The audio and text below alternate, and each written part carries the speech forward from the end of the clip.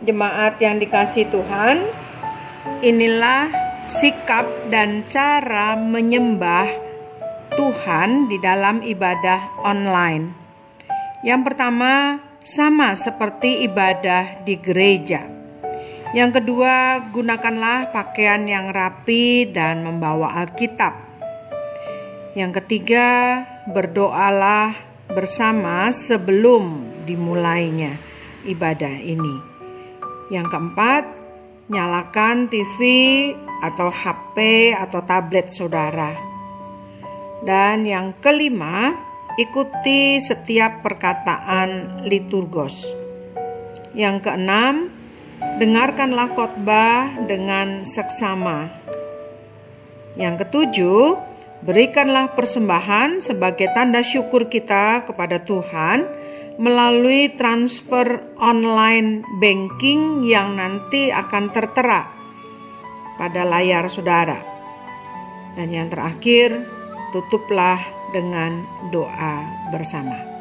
Demikian sikap dan cara menyembah Tuhan dengan online.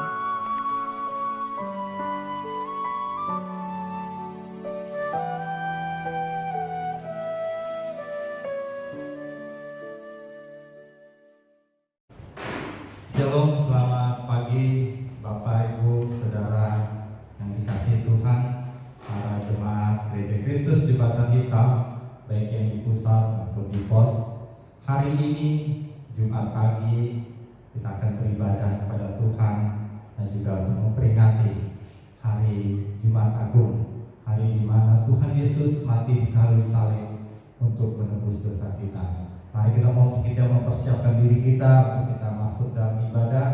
Ya, segenap kita boleh datang ke hadiratnya dengan penuh sukacita dan biarlah hikmat yang daripada Tuhan menyertai kita semua. Kita bangkit diri, kita akan menaikkan pujian suci, suci, suci.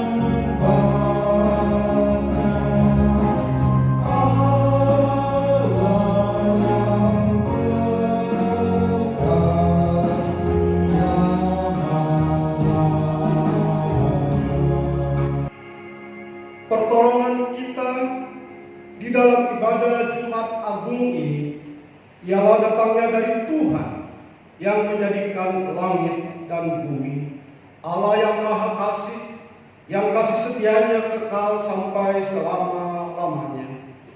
Kasih karunia dan damai sejahtera dari Allah Bapa kita dan dari Tuhan Yesus Kristus menyertai saudara.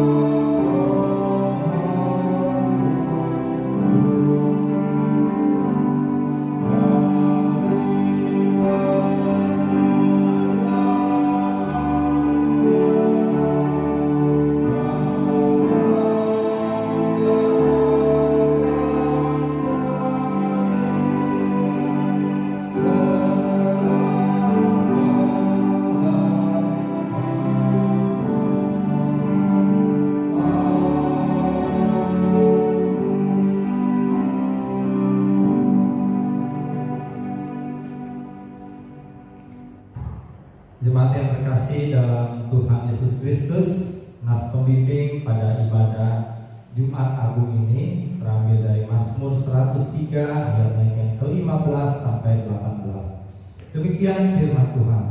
Adapun manusia hari-harinya seperti rumput, seperti bunga di padang, demikianlah ia berbunga. Apabila angin melintasinya, maka tidak ada lagi ia. Ia dan tempatnya tidak mengenalnya lagi. Tetapi kasih setia Tuhan dari selama-lamanya sampai selama-lamanya atas orang-orang yang takut akan Dia, dan keadilannya bagi anak cucu, bagi orang-orang yang berpegang pada perjanjiannya dan yang ingat untuk melakukan titahnya. Mari kita sambut nas pembimbing kita dengan naikkan pujian Yesus Penebus.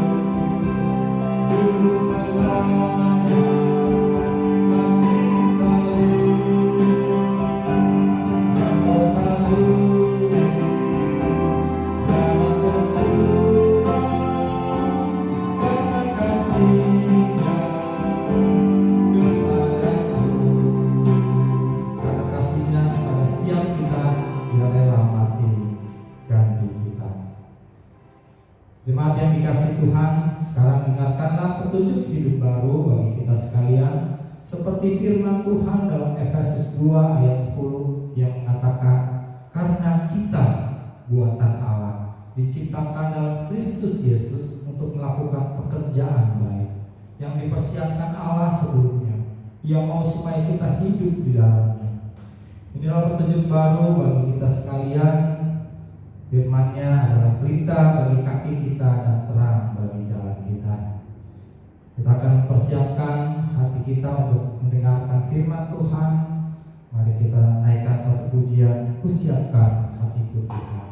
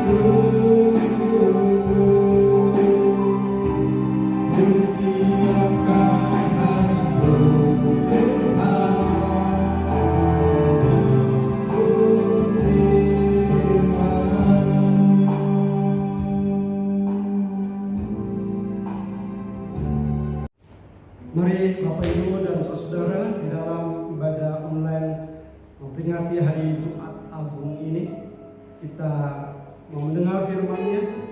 Tuhan menyapa kita melalui firman-Nya, meneguhkan kita dan menghibur kita dalam suasana yang kita alami saat ini. Untuk itu lebih dahulu mari kita datang dalam doa.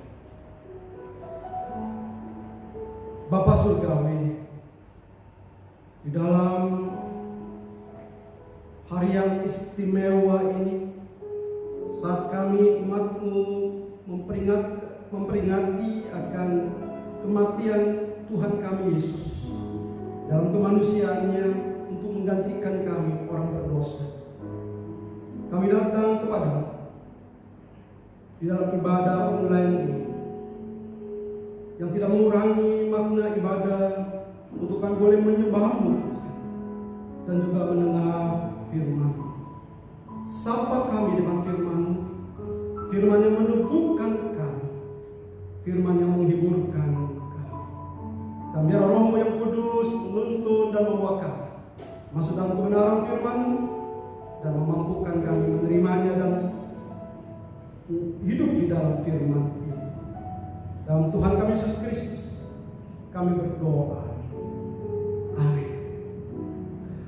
Bapak Ibu dan saudaraku, firman Tuhan dalam ibadah Jumat Agung ini bertemakan Allah tidak pernah meninggalkan umatnya. Allah tidak pernah meninggalkan umatnya. Dan pembacaan ada dua bagian firman Tuhan dari Perjanjian Lama dan Perjanjian Baru. Yang pertama kita akan membuka dari kitab Mazmur pasalnya yang ke-22. Saya akan mengajak kita untuk melihat dari Mazmur pasal 22 ayat 1 hingga ayatnya yang ke-3 saja. Dari ada 32 ayat dari Mazmur 22 ini. Mazmur pasal 22 ayatnya yang ke-1 hingga yang ke-3, demikian firman Tuhan. Untuk pemimpin biduan menurut lagu Rusa di Kala Fajar, Mazmur Daud. Allahku, Allahku, mengapa Engkau meninggalkan aku? Aku berseru, tetapi Engkau tetap jauh dan tidak menolong aku. Aku berseru pada waktu siang, tapi Engkau tidak menjawab. Dan pada waktu malam, tetapi tidak juga aku tenang. Dan pembacaan firman Tuhan yang kedua dari Injil Matius, pasalnya yang ke-27. Injil Matius pasalnya yang ke-27, ayatnya yang ke-45, hingga yang ke-49.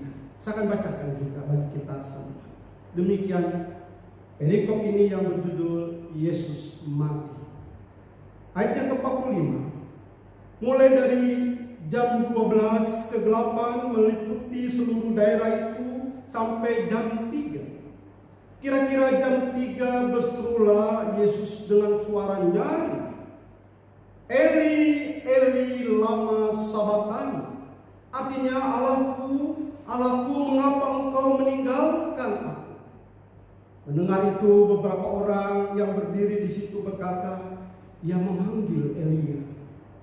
Dan segeralah datang seorang dari mereka yang mengambil bunga karam, mencelupkannya ke dalam anggur asam, lalu mencucukkannya pada sebatang bulu dan memberi Yesus minum. Tetapi orang-orang lain berkata, "Jangan, baiklah kita lihat apakah Elia datang untuk menyelamatkan dia." Ayat yang ke-50, Yesus berseru pula dengan suara nyaring, lalu menyerahkan nyawanya. Demikian pembacaan firman Tuhan. Yang berbahagia adalah kita yang mendengar firman Tuhan dan yang memeliharanya dengan setia dalam kehidupannya. Hosiana.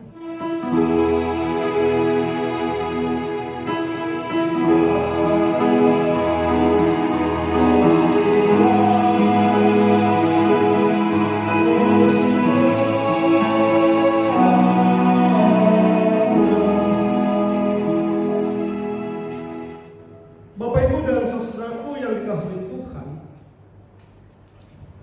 pengalaman hidup yang paling tidak kita sukai adalah saat kita ditinggalkan. Saya percaya Bapak Ibu dan saudaraku setuju dengan pernyataan saya. Saat kita ditinggalkan, itu adalah satu pengalaman yang paling kita tidak suka. Sebagai contoh, misalnya seorang anak, dia akan menangis keras saat orang tuanya meninggalkannya. Hanya mungkin dalam waktu yang sesaat saja. Ayah ibunya akan pergi bekerja, meninggalkan dia di rumah, dan pada umumnya anak akan menangis. Apalagi saat kita ditinggalkan orang yang kita kasihi karena kematian. Wow, pasti menimbulkan kedukaan yang mendalam. Bapak Ibu dan saudaraku, bukankah sering kita menemukan banyak keluarga sepertinya anak tadi yang menderita karena mengalami yang dinamakan ditinggalkan ini. Ditinggalkan dalam bentuk perceraian. Atau kita juga menjumpai ada orang tua yang tidak bertanggung jawab, menelantarkan anak-anaknya, meninggalkan begitu saja dengan tanpa rasa bersalah. Maka anak-anak ini akan tumbuh secara psikis dengan perasaan ditolak. Dan itu berdampak besar dalam kehidupan dewasanya, saudara. Biasanya anak-anak yang seperti ini dalam kehidupan dewasanya, ia tidak mudah percaya dengan orang-orang di sekitarnya. Akibatnya kita bisa perhatikan bahwa mereka tidak mudah dapat bekerja sama dalam satu tim pekerjaan, satu pekerjaan, satu perusahaan, dan sebagainya. Kita tidak mau ditinggalkan. Saudara kasih Tuhan, pembacaan firman Tuhan dari Mazmur 22 menggambarkan keluhan yang menyedihkan dari si pemazmur, karena juga mengalami atau merasakan apa namanya ditinggalkan. Dan dalam Mazmur 22 ini, perasaan ditinggalkan bukan ditinggalkan oleh keluarganya. Alkitab dalam konteks Mazmur 22 ini tentunya dikatakan Mazmur Daud. Maka kita tanyakan, bisa terjadi bahwa Daud pernah ditinggalkan oleh keluarganya. Misalnya pada saat dalam peristiwa pemberontakan anaknya yang bernama Absalom. Saudara, kita bisa jumpai dalam 2 Samuel pasal 15 sampai pasal 20. Di sana mengisahkan penderitaan yang begitu dalam, kesusahan, dan mungkin juga boleh menjadi keluhan Daud tak kala dia harus meninggalkan tahtanya, meninggalkan kota Yerusalem demi untuk tidak terjadi konflik atau bentrok, peperangan dengan anaknya Absalom. Bahkan dia menangisi Absalom begitu dalam tak kala Absalom terbunuh di dalam peperangan. Namun Mazmur 22 ini bukan keluhan karena itu, saudara. Tapi pemazmur mengalami sebuah keluhan yang mendalam karena merasakan pengunduran Allah, pengunduran diri Allah dalam kehidupannya. Sebab pada ayat yang kedua dan ketiga kita bisa melihat apa yang dikeluhkan oleh pemazmur ini. Dikatakan, Allahku, Allahku, mengapa engkau meninggalkan aku? Aku berseru, tetapi engkau tetap jauh dan tidak menolong aku. Allahku, aku berseru pada waktu siang, tetapi engkau tidak menjawab. Dan pada waktu malam, tetapi tidak juga aku tenang. Saudara apa yang dikasih Tuhan Yesus? Perasaan ditinggalkan secara rohani merupakan penderitaan yang paling pedih bagi orang percaya. Apakah kita pernah mengalami ini, saudara? Pada saat terasa Allah menarik diri, saat Allah meninggalkan kita. Dan bukankah seringkali tak kala kita mengalami kesakitan, sakit yang begitu menghimpit kita, atau kesusahan, kegagalan, atau mungkin dalam suasana yang saat ini kita, bangsa Indonesia, bahkan dunia sedang alami dengan mewabahnya virus corona. Dengan kita ketahui banyak yang menjadi korban. Bahkan orang yang paling dekat yang kita kenal meninggal karena penularan virus ini. Dalam situasi seperti ini kita mempertanyakan, di manakah Allah? Apakah Allah meninggalkan aku? Kasih Tuhan, sebuah pertanyaan yang wajar pada saat kita memperhadapkan situasi yang sulit dengan pemeliharaan dan penyertaan Allah dalam hidup kita tentunya. Kasih Tuhan, pemazmur melihat bahwa Allah meninggalkan dirinya,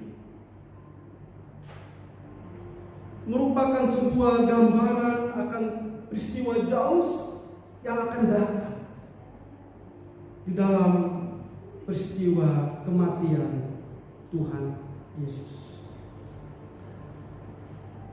Mazmur 22 ini menjadi sebuah nubuatan tentang penderitaan Kristus dan tentang segala kemuliaan yang menyusul sesudahnya.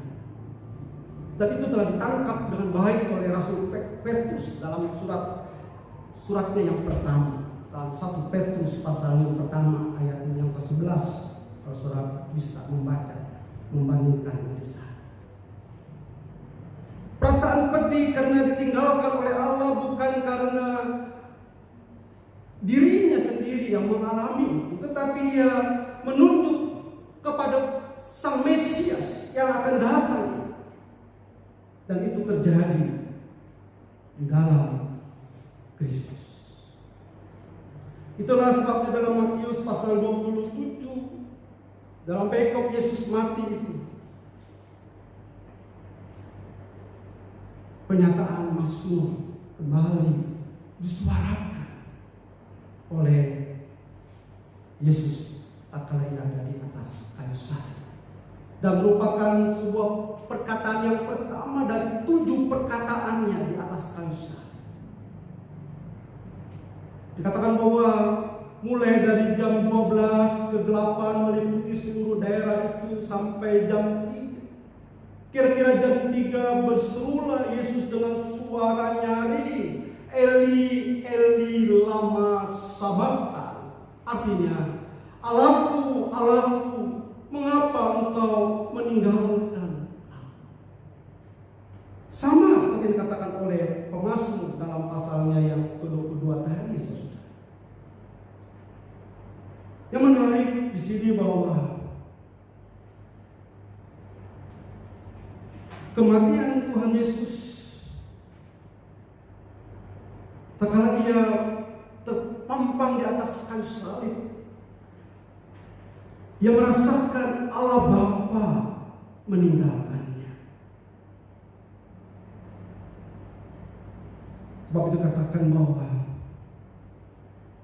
Ia berseru, Allahku, Allahku, mengapa engkau meninggalkan aku? Saudara kasih Tuhan, ayat 45 tadi katakan bahwa mulai dari jam 12 ke 8 meliputi seluruh daerah itu sampai jam 3. 3 jam Tuhan Yesus mengalami perasaan ditinggalkan itu. Yang digambarkan dari ayat 45 ini dengan adanya gerhana matahari yang mengherankan. Digambarkan dengan kegelapan meliputi seluruh daerah itu. Seorang teolog yang bernama Matthew Henry mengatakan, saudara, bahwa kegelapan ini adalah sebuah gerhana matahari yang tidak biasanya terjadi. Satu gerhana matahari yang mengherankan dan tidak biasanya terjadi, yang berlangsung sampai 3 jam. Karena saat-saat pasca digambarkan adalah matahari, bulan sedang purnama, dan itu tidak mungkin ada gerhana matahari. Tetapi pada saat kematian Kristus ini merupakan suatu peristiwa atau kejadian yang menjadi nyata, diketahui semua orang, yang menggambarkan sesuatu yang hebat sedang terjadi, saudara. Mungkin kalau kita menoleh ke belakang jauh pada zaman Raja Hizkia, saudara, dan 2 Raja-Raja pasal 20 ayat 11 ataupun dalam Yesaya pasal 38 ayat 8, pada zaman Raja Hizkia dan juga dalam zamannya Nabi Yesaya, bahwa ada sebuah tanda yang luar biasa terjadi pada saat itu, di mana matahari yang berjalan mundur, dan itu menjadi petanda bahwa Allah menjawab doa Hizkia yang begitu dalam hingga ia menangis tidak berkata, diberitakan dia akan mati karena sakit yang dialaminya. Hizkia sakit dan disembuhkan. Bahkan dikatakan dalam bagian itu dia masih memiliki kehidupan selama 15 tahun lagi. Bahkan ada sebuah peristiwa di mana bangsa itu dilepaskan dari tangan bangsa Asyur yang mengepung dan akan membinasakan mereka. Matahari yang berjalan mundur itu menjadi tanda peristiwa besar terjadi pada zaman Raja Hizkia atau Nabi Yesaya. Bahkan juga bukankah pada saat kelahiran Tuhan kita Yesus Kristus, tanda dengan terang yang luar biasa itu menandai kelahiran Kristus. Saya bisa buka dalam Matius pasal 2 ayat 2. Demikian juga sekarang kegelapan yang luar biasa yang terjadi pada saat Yesus di atas kayu salib menandai kematiannya, bahwa dia adalah terang dunia itu. Dia harus mengalami ditinggalkan oleh Bapa. Mengapa saudara? Ada dua arti daripada kegelapan. Yang pertama, kegelapan itu berarti sebuah pergumulan yang begitu dalam yang dialami oleh Yesus melawan kuasa kegelapan, kuasa dosa. Saudara kasih Tuhan, akibat dosa manusia, dan ia harus menanggungnya. Kita ingat apa yang dikatakan oleh Yohanes Pembaptis tatkala melihat Yesus bersama dengan murid-muridnya. Lihatlah anak domba Allah yang memikul dosa manusia. Sesuai karena dosa manusia, Yesus harus mengalami hal seperti itu. Dia harus merasa ditinggalkan oleh Bapa. Hari itu saudara, penguasa dunia dan sekutunya, yaitu kuasa gelap di dunia ini, akan segera dilemparkan, ditaklukkan, dan dihancurkan. Dan hal yang kedua, kegelapan itu berarti ketiadaan penghiburan surga bagi Yesus. Saudara kasih Tuhan, sewaktu Yesus dijadikan dosa bagi kita, bahkan cahaya matahari pun ditahan dari Sang Juru Selamat kita. Untuk menyelamatkan kita, dia mengalami kegelapan yang luar biasa. Tetapi satu penghiburan bagi kita sudah, di tengah-tengah mungkin kepedihan, kepahitan, penderitaan yang mendalam itu, ada sebuah iman yang muncul dengan seruan datang kepada Allah. Ini menjadi sebuah pelajaran yang indah bagi kita, bahwa situasi apapun bagi kita tidak menghilangkan atau menyurutkan percaya kita kepada-Nya. Seperti seorang yang berkata seperti ini, saudara. Ketika kita kehilangan iman yang memberikan kepastian, kita harus hidup dengan iman yang menunjukkan kesetiaan. Bagaimanapun keadaannya, Allah itu baik dan dia tetap milik kita, dan kita adalah miliknya. Meskipun dia hendak membunuh aku tetap percaya kepada. Meskipun ia tidak menjawab dengan segera, aku akan terus berdoa dan menunggu. Meskipun dia diam, aku tidak akan berdiam diri. Saudara, sampai ini ada satu sikap hidup orang percaya yang harus kita terapkan dalam kehidupan kita di dalam peristiwa Yesus mati, bahwa penebusan telah terjadi pada kita melalui pengorbanannya di atas dasar. Kita boleh menjadi milik Allah. Dan pada saat kita mengalami situasi yang seperti kita alami saat ini, pandemi virus corona, tidak membuat kita suruh percaya kita kepada. Kita masih dapat berseru, Eli, Eli, lama sabachthani. Allahku, Allahku, mengapa engkau meninggalkan aku? Dan dia tidak pernah meninggalkan kita. Tuhan memberkati. Amin.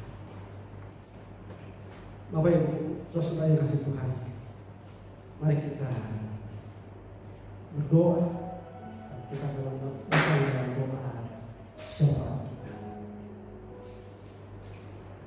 Bapa surgawi kami saat ini, dalam ibadah Jumat Agung, saat kali kami beribadah dalam rumah kami masing-masing, setelah kami boleh mendengar firman-Mu, memberikan peneguhan dan penghiburan bahwa Engkau tidak pernah meninggalkan kami.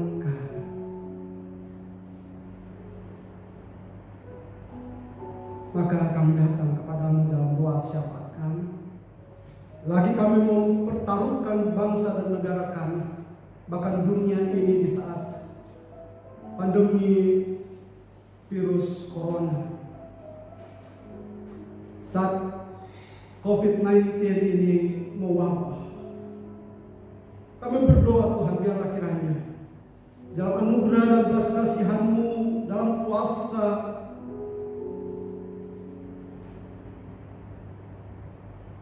Jumat Agung ini, kuasa kebangkitan Kristus, bahwa Dia adalah Tuhan, boleh mengakhiri mewabahnya virus ini, Bapa. Engkau memulihkan dunia ini dan bahkan bangsa negara kami, sehingga kekhawatiran, kecemasan, bahkan ketakutan karena tertular virus ini, Tuhan, boleh berakhir. Sehingga kami boleh beraktivitas, bekerja, melakukan sebuah rutinitas kami, bahkan dapat beribadah kembali dalam rumah Tuhan, dalam gereja. Kami rindu Tuhan. Engkau memberkati pemerintahan kami, Bapak Jokowi, Presiden kami, dengan Bapak Wakil Presiden Kiai Haji Mahfud Amin. Kami berdoa Tuhan, Engkau memberkati juga para menteri-menteri dan juga pemerintahan di daerah-daerah, sehingga mereka diberi bijaksana-Mu dalam setiap pengambilan keputusan, dan bahkan mampu untuk mengantisipasi, mengatasi situasi yang terjadi saat ini. Berdoa untuk rumah-rumah sakit, berdoa untuk alat-alat kesehatan yang dibutuhkan, berdoa ya Tuhan untuk tenaga medis, dokter, suster, dan setiap orang yang bekerja untuk ada di garda terdepan dalam menghadapi pandemi. Kami berdoa biar Engkau memberkati mereka, bekerja dalam sukacita, dalam kuasa, dalam kasih. Engkau melindungi mereka, dan Tuhan memberkati keluarga-keluarga, memberi penghiburan bagi mereka yang kehilangan orang yang mereka kasihi oleh karena tertular. Betapa kedukaan yang mereka alami, kami bisa merasakan. Tuhan, ada penghiburan bagi mereka. Paus kami berdoa juga untuk situasi kehidupan bangsa negara, supaya biarlah juga dengan bijaksana, dengan bersama memerangi virus ini. Dengan cara yang sudah ditetapkan oleh pemerintah, kami boleh mematuhinya, sehingga itu menjadi sebuah tanggung jawab kami sebagai warga. Mari Engkau berkati juga Tuhan untuk gereja-gereja, untuk setiap orang percaya. Kami juga boleh terus diam di bawah kaki-Mu, melalui doa-doa yang kami lakukan dalam rumah kami masing-masing, dalam ibadah yang kami lakukan di rumah kami masing-masing. Kami boleh terus berseru datang kepada, dengan keyakinan bahwa Engkau tidak pernah meninggalkan kami. Engkau memberkati itu untuk gereja Kristus Jembatan Hitam secara khusus, bersama dengan pos cengklong yang Engkau memberkati kami. Jemaat tetap punya hati yang menghampiri, tetap memiliki iman yang terus mempercayakan Engkau yang menguasai dan memelihara hidup kami. Sekalipun mungkin secara ekonomi kami mengalami keterpurukan, tapi kami percaya Engkau tidak pernah Tuhan menelantarkan kami. Engkau memberkati majelis jemaat-Mu, berkati rohaniwan, memberkati setiap aktivis. Tetap Tuhan kami diam di bawah kaki-Mu untuk menyembah, melayani-Mu dengan cara yang Tuhan sudah sediakan. Melalui ibadah-ibadah online ini, Tuhan memberkati kami. Terima kasih. Kami menyerahkan setiap pergumulan keluarga lepas keluarga, pergumulan setiap pribadi lepas pribadi. Apapun itu, Engkau Allah Jehovah Jireh, Engkau Allah yang menyediakan segala kebutuhan hidup setiap anak-anak, maupun dalam kelemahan dan kesakitan. Engkau yang memulihkan. Inilah dosa kami, Bapak, dalam doa syafaat kami, yang kami alaskan di dalam doa yang Tuhan Yesus ajarkan kepada kami. Dalam doa Bapa kami yang di surga, kuduskanlah nama-Mu, datanglah kerajaan, jadilah kehendak-Mu di bumi seperti di surga. Berikanlah kami pada hari ini makanan kami yang secukupnya, dan ampunilah kami akan kesalahan kami, seperti kami juga mengampuni orang yang bersalah kepada kami. Dan jangan membawa kami ke dalam pencobaan, tapi lepaskanlah kami daripada yang jahat, karena Engkau yang punya kerajaan dan kuasa dan kemuliaan sampai selama-lamanya. Amin. Ya Bapak Ibu, Saudara, jemaat yang kasih Tuhan, sementara kita beribadah secara online dan tidak datang ke gereja, kita tidak dapat memberikan persembahan langsung di gereja, Bapak Ibu Saudara bisa memberikan persembahan melalui transfer dengan rekening yang ada di samping ini, rekening Gereja Kristus Jembatan Hitam Pusat ataupun yang di pos.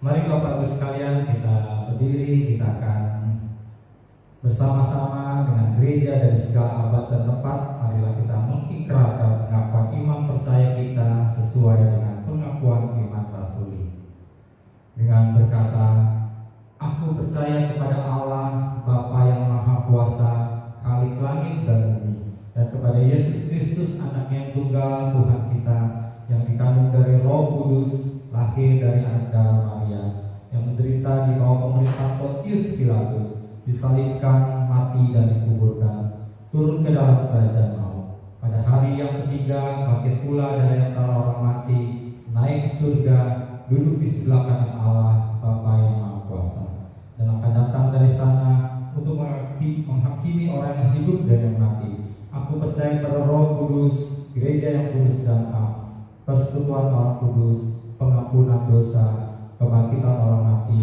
dan hidup yang kekal. Amin. Tetap berdiri, dan kita akan mengakhiri ibadah kita pada Jumat pagi ini. Kita akan menaikkan pujian pemutusan yang tidak pernah tinggalkan.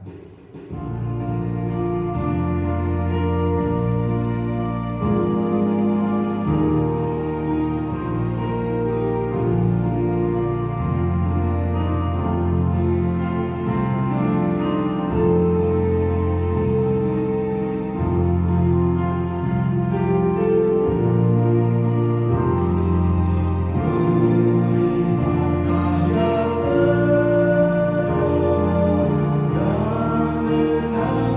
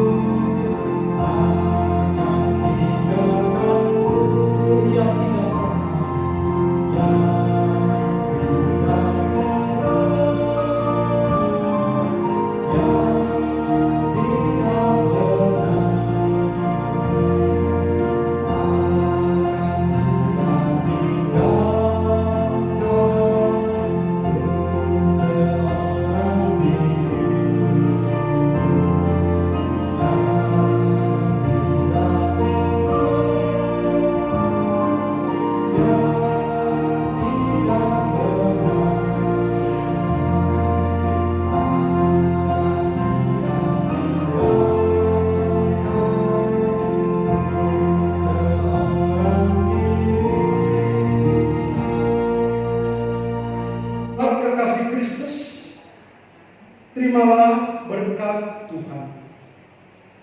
Kasih karunia Tuhan Yesus Kristus dan kasih Allah Bapa serta persekutuan Roh Kudus menyertai kamu sekalian dari sekarang sampai selama-lamanya.